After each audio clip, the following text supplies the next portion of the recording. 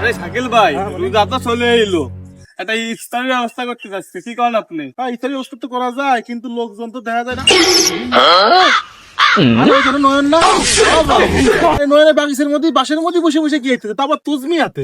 ও ভাই, কালকে তো রোজা শুরু হয়ে যেত, আগান বাগানে কত মুসল্লি দেখা দেবে না, রোজা রয়েছে তো না, আমার তো মনে হয় না ও রোজা আছে, ও তো যে পেটুকির পেটুক, ও তো রোজা থাকার কথা না।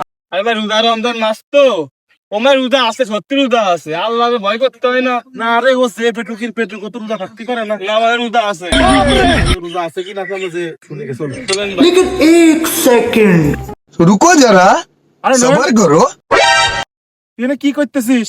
এ রমজান মাস তো এই জন্য আল্লাহর ইবাদত করতেছি। এ ভাই, তুই কি রোজা আছিস?